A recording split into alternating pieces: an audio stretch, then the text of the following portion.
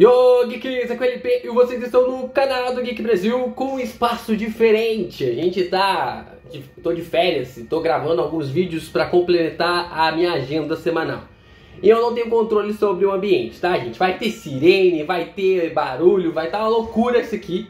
Já tá tendo uma sirene acontecendo aí. Mas o importante é que a gente vai discutir como que o leme do Mahoraga está funcionando.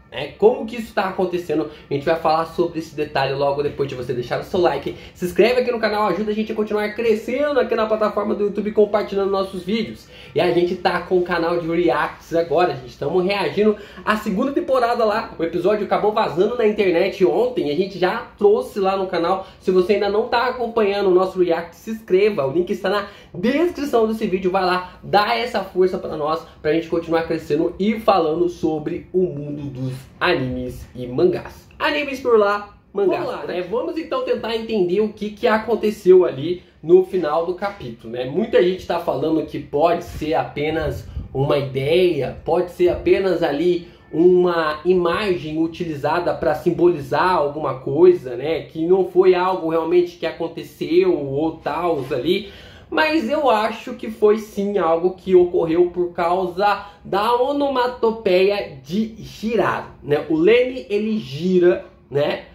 Acontece a onomatopeia. Infelizmente eu não vou botar a imagem aqui, não vou conseguir colocar a imagem aqui porque eu tô sem meus equipamentos, sem nada aqui, então o vídeo vai bem cruzão pro YouTube. Mas você pode abrir aí e ver que você vai observar ali que tem um tipo um cleque, né? Acontece um cleque como se o leme estivesse girando, né? Então a gente tem esse conceito de que quando o leme gira, né, o Gojo sangra o nariz. Muita gente começa a falar também, LP, pode ser da forma como ele está ali utilizando a técnica reversa para poder diminuir o cooldown, né? Para poder diminuir ali o cooldown da forma realmente como foi colocado ali na história, né? Então eu acho que essas possibilidades são todas possíveis, essas características são todas possíveis, e eu acho realmente a forma como isso foi abordada de um jeito interessante. Mas eu gosto mais da ideia do Sukuna conseguir quebrar o domínio amplificado.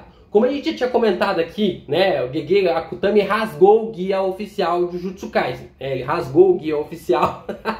Por quê? Com o domínio amplificado você não pode utilizar a sua técnica inata, né? Você pode utilizar apenas a técnica que está aplicada em seu domínio. Você expande o seu domínio, assim... O que é a expansão de domínio? A expansão de domínio é você aplicar uma área, né? Expandir uma área com a sua técnica e assim você faz com que a sua técnica saia daquela área também. Essa é isso que é uma expansão de domínio. A amplificação, quando você está usando um domínio com amplificação, o seu corpo, que é onde está a técnica inata, não consegue utilizar esse poder. Mas você consegue utilizar a técnica que está no domínio expandido, né? Você consegue fazer isso. Então tem essa diferença. Só que o que acontece, né? Pelo que dá a entender, o leme do Mahoraga, ele tem essa capacidade de funcionar sem a técnica estar ativada. Lembra lá no capítulo 119? Eu comentei isso com vocês na análise do capítulo 228. Lá no final do capítulo 119, o Sukuna, ao derrotar o Mahoraga, ele acaba girando o leme, tá andando ali com o leme na rua do nada, né? Por quê? Se ele já tinha derrotado o Mahoraga, se ele já tinha derrotado a sombra, era pro leme ter desaparecido. Por que o leme não desapareceu? Né? E aí na batalha contra Yoruzu, ele também faz a mesma coisa. Ele, ao invés de invocar o Mahoraga, ele invoca ali na cabeça dele, fica ali na cabeça e assim faz o leme se adaptar, né? Faz o leme se adaptar aos poderes da Yoruzu durante o combate, né? Dando ali o cheque final, dando o checkmate na personagem. O que levou eu a pensar em duas possibilidades, dois conceitos realmente sobre a porradaria em si, né? Que o primeiro é: o Sukuna invocou o leme do Mahoraga nas sombras e deixou ativado lá durante todo esse tempo. Lembram que o Sukuna, cara, eu acho que quando eu voltar das férias, vai ser curto, né? Lá na segunda-feira, na terça-feira eu já devo trazer um vídeo sobre isso. Mas as sombras do Megumi, as sombras ali do clã Zenin pode funcionar até mesmo como um domínio, né? Então a gente vai falar um pouco dessa ideia, dessa possibilidade. Isso é algo que nem o Gojo possa saber, porque quando a gente observa ali o Megumi utilizando essas habilidades, né, utilizando ali as habilidades relacionadas a entrar numa sombra, sair em outra sombra, o Gojo já está selado. É depois ali de Shibuya que o Megumi aparece com essas habilidades. Então, talvez o Megumi não tenha contado ali para o Gojo sobre essa questão, ou não tenha realmente pegado esses pergaminhos sobre essas habilidades, porque só depois que ele se torna o herdeiro, né, quando o Naobito, né, acaba falecendo ali, ele se torna o herdeiro do clã Zenin. Então, nessa restrição, o Sukuna teria invocado o leme do Mahoraga e colocou ele nas sombras. Como o leme funciona em uma questão à parte, como um objeto à parte, ele pode girar, né? E estando fora do corpo do Sukuna, estando fora do corpo do personagem, assim ele pode utilizar o domínio amplificado. Então tem esses pontos interessantes, esses gaps, como se fosse por exemplo, uma constituição, uma lei de um país. Você tem ali a lei que é falada, olha, você não pode fazer tal coisa, né? Só que nessa lei você tem as vírgulas e você tem os pontos. E os advogados e os juízes, na verdade os advogados e os promotores, eles trabalham nessas vírgulas e nesses pontos. E é o que o Gege está fazendo, sabe? Ah, você não pode usar o domínio amplificado junto com as suas técnicas. Mas se você estiver usando a expansão de domínio, você pode utilizar as técnicas que estão na área, né? Nos objetos ou coisa do tipo.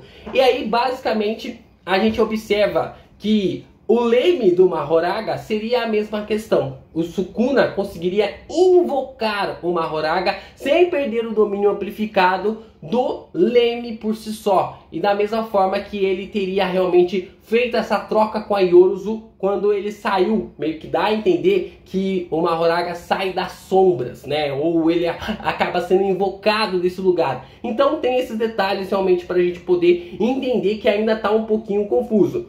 E nós temos esse ponto 2 que eu trouxe na análise do capítulo também, que é o leme do Mahoraga é um objeto à parte. Se for um objeto à parte, o Sukuna pode continuar usando o domínio amplificado, já que a técnica das sombras está no leme, da mesma forma como o domínio faz. E aí que entra o exemplo lá do capítulo 119, quando ele vai arrastando ali o leme, e o leme é um objeto à parte. Por quê? Mais uma vez eu questiono. Por que o leme não desapareceu? Por que o leme não sumiu? Era para o leme ter sumido. Era para o leme ter desaparecido. Se fosse um objeto acoplado ali ao Mahoraga, seria um objeto que desapareceria, né? Sumiria. Só que não. O leme continua na mão do Sukuna e ele vai arrastando ali, né? Ele vai arrastando, e aí quando ele vai devolver o Fushiguro, né, lá pro Yaga e pra Shoko, basicamente a gente observa que o leme já desapareceu. O leme sumiu de alguma forma, de algum jeito ou coisa do tipo.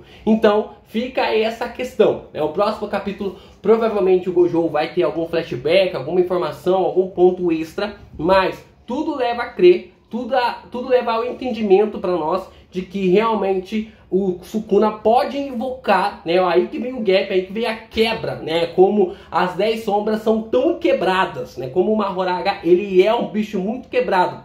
A gente não estava errado, né? Durante todo esse tempo, a gente não estava errado por falar que ele não poderia invocar o Mahoraga, mas também não estava 100% certo, porque tem a questão da sombra, tem a questão do domínio das sombras, que é algo realmente ali que é inexplorado. A gente não sabe de quase nada sobre isso, e que provavelmente vai ser desvendado nos próximos capítulos.